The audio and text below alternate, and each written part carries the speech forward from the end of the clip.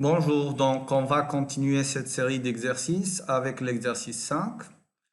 Donc on considère les deux suites récurrentes de Micielski définies par M1 égale 2, C1 égale à 1, MK égale 2, MK moins 1 plus 1, et CK égale 3 fois CK moins 1 plus MK moins 1. Là, il nous demande d'écrire en algorithmique une fonction nommée Micielski qui retourne le énième terme de la suite Cn.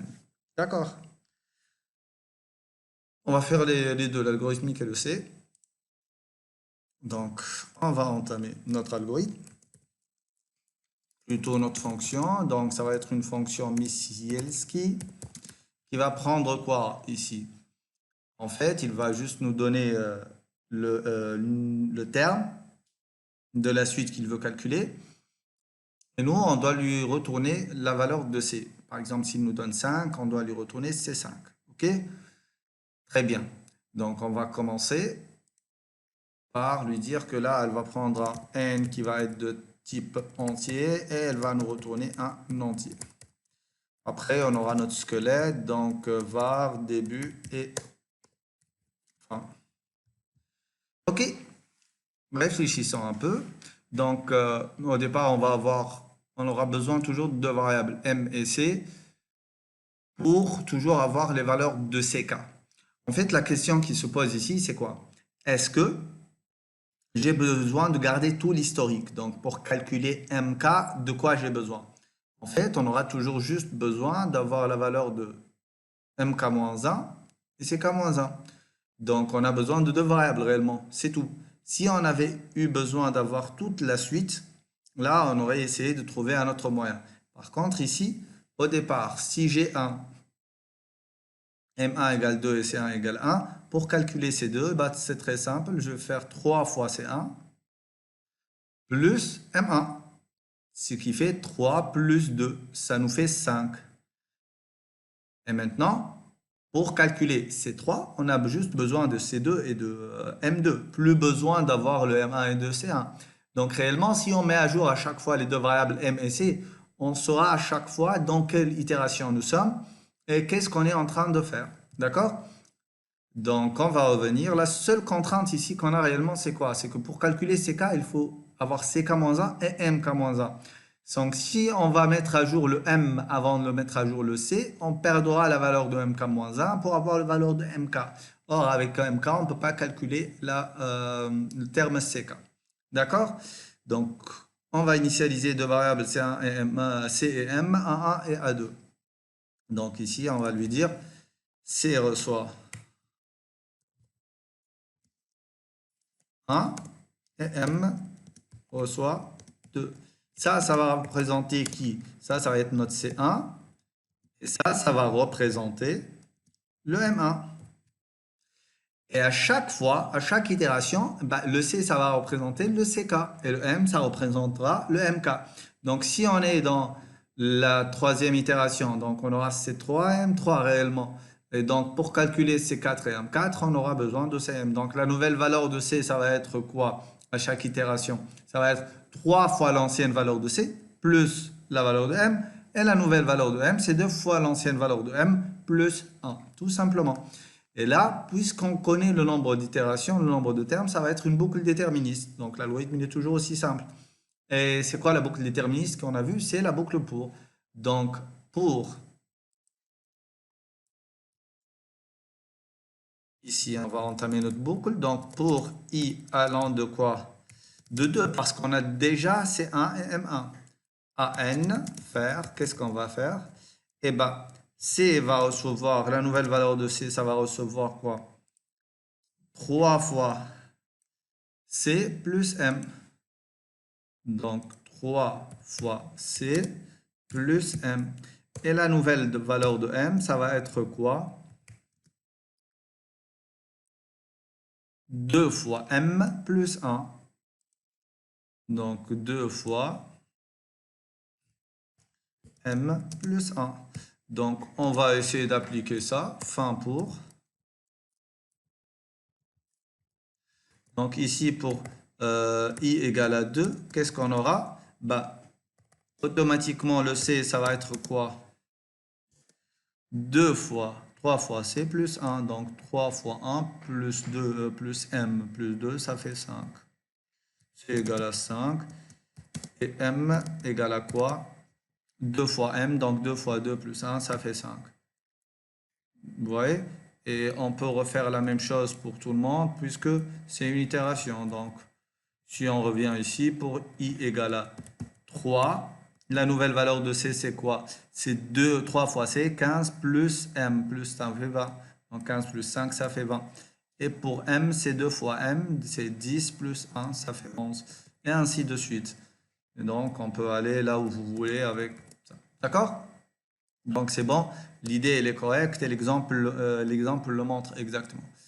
Ok, on va reprendre, enlever tout ça. Et à la fin de cette boucle-là, on va retourner quoi? Eh bien, on va retourner notre petit c parce qu'il ne demande que d'avoir la valeur de c. Et là, on a besoin juste d'une valeur de i, m et c qui vont être quoi? Des entiers. Voilà, ça c'est la partie algorithmique. Maintenant, on va traduire ça en C. Si vous avez des questions, vous pouvez les laisser en message, hein, en commentaire, et dès que je les lis, je réponds. Donc ici, on va lui dire d'inclure notre stdio.h.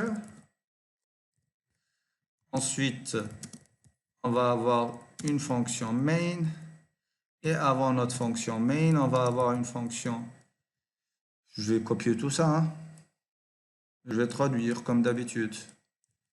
Voilà, donc c'est int Misielski. Elle va prendre un int n, donc c'est juste la syntaxe qui change.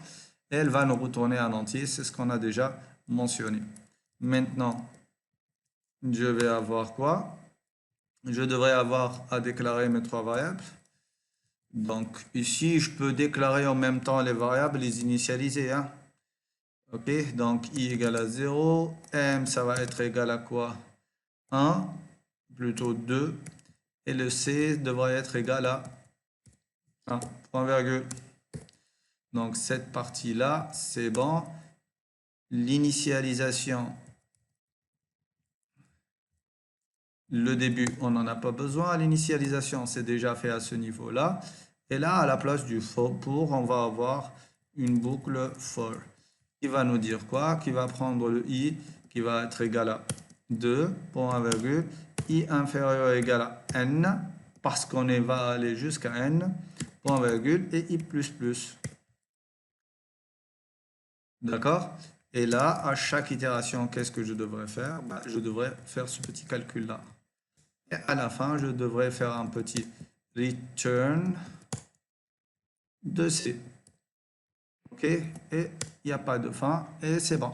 Donc là, l'affectation, ça va être une égalité et l'affectation, c'est égal. Et vous voyez que réellement, on n'est rien en train de rien faire. On n'a rien à réinventer. Toute la réflexion faite au niveau algorithmique, elle va être faite ici. Et là, je vais lui dire int n, point virgule, et printf. On va aller au monsieur, lui dire donner le nombre de termes. OK. On va lire ce nombre de termes-là. Bien sûr, il doit être positif, supérieur à 1. Donc ça, je vais l'entourer avec une boucle do while, tout simplement. Voilà, je vais récupérer ça. Et hop. Et là, on va le dire tant que quoi? Tant que notre n est inférieur strictement à 0.